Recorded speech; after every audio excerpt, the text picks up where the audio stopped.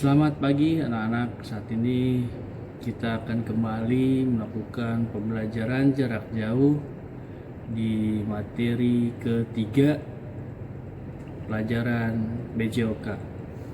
Kali ini kita akan masuk dengan yang namanya materi pembelajaran aktivitas kebugaran jasmani. Oke, siapin untuk alat tulisnya. Mungkin kalian bisa mencatat dari materi yang akan saya berikan berikut ini.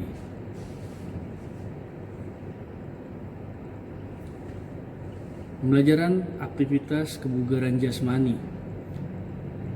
Kebugaran jasmani itu biasa disebut dengan physical fitness atau bisa dikatakan dengan kebugaran atau kesegaran jasmani, yang merupakan salah satu aspek fisik dari kesegaran menyeluruh atau total fitness.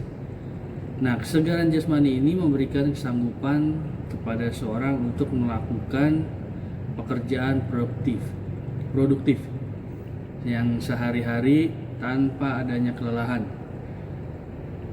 dan masih mempunyai cadangan tenaga untuk menikmati waktu senggang dengan baik maupun melakukan pekerjaan yang mendadak.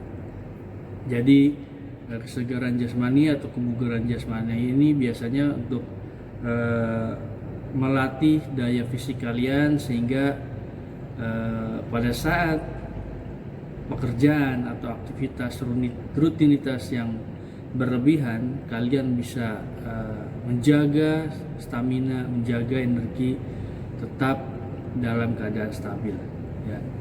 Nah, sehubungan dengan kebugaran jasmani ada beberapa faktor yang perlu kalian ketahui. Faktor-faktor ini dianggap dapat mempengaruhi kesegaran jasmani seorang. Faktor-faktor tersebut adalah sebagai berikut. Yang pertama, masalah kesehatan, seperti keadaan kesehatan, penyakit menular, dan menahun. Yang kedua, masalah gizi, seperti kurang protein, kalori, gizi rendah, dan gizi yang tidak memadai.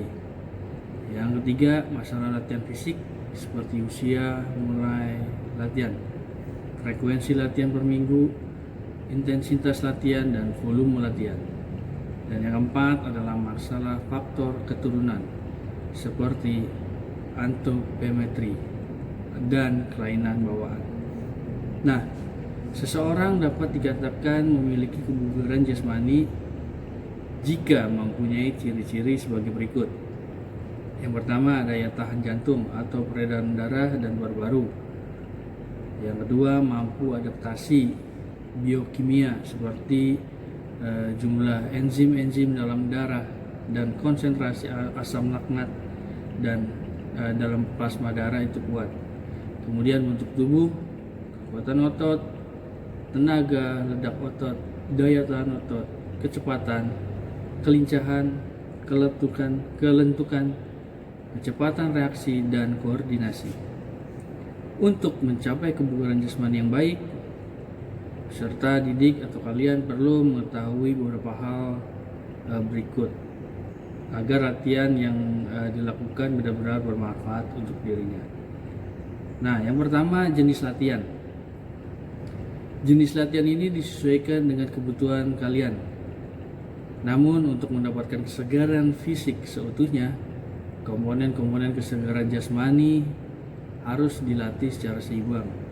Selain itu, pilihan jenis latihan yang mudah dan murah seperti lari, jogging, atau jalan kaki. Yang kedua, volume latihan. Berlatih kesegaran jasmani selain atlet diperlukan waktu minimal 20 menit, tidak termasuk waktu untuk pemanasan dan pendinginan. Yang ketiga, frekuensi latihan. Untuk mencapai kesegaran jasmani yang diinginkan, latihan sebaiknya lebih sering dilakukan. Latihan biasanya dilakukan 5 kali seminggu, tentunya memberi efek lebih baik daripada 2 kali seminggu. Nah, untuk seorang atlet maksudnya untuk seorang selain atlet biasanya latihan 3 kali seminggu itu dirasakan cukup. Meskipun demikian, latihan 4 atau 5 kali seminggu memberikan hasil yang lebih baik. Yang keempat, intensitas latihan. Untuk menentukan intensitas latihan, khususnya untuk perkembangan daya tahan kardiovaskular, dapat diterapkan teori Katz-Merdel.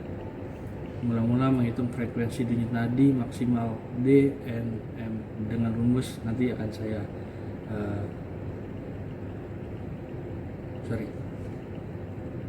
Yang keempat, latihan atau intensitas latihan. Untuk menentukan intensitas latihan, khususnya untuk memperkembangkan daya tahan tubuh atau kardiovaskular, dapat diterapkan dengan teori Katz-Merdel.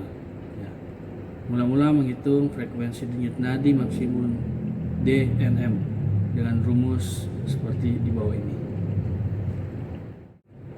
Yang kedua, materi kedua yaitu konsep kekuatan dan daya tahan otot. Nah, kekuatan otot adalah kemampuan sekelompok otot melawan beban dalam suatu usaha. Misalnya kemampuan otot lengan mengangkat kursi.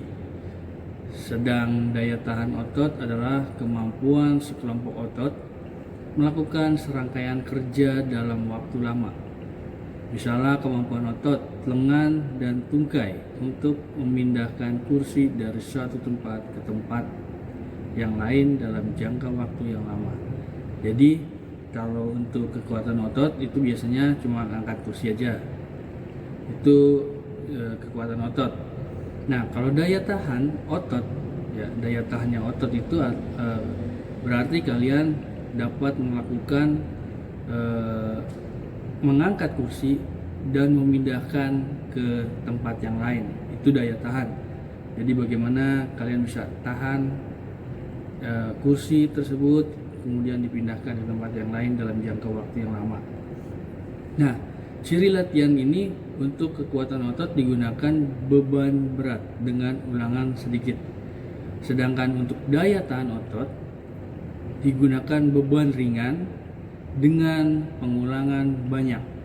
Takaran latihan untuk meningkatkan kekuatan dan daya tahan otot diperlukan frekuensi latihan 3 kali seminggu dengan intensitas daya tahan 70% dengan kekuatan 80 sampai 100%. Setelah teori, nanti kalian akan melakukan atau mempraktekkan beberapa latihan-latihan daya tahan otot kebugaran jasmani. Ya, demikianlah materi pertama kalian untuk hari ini.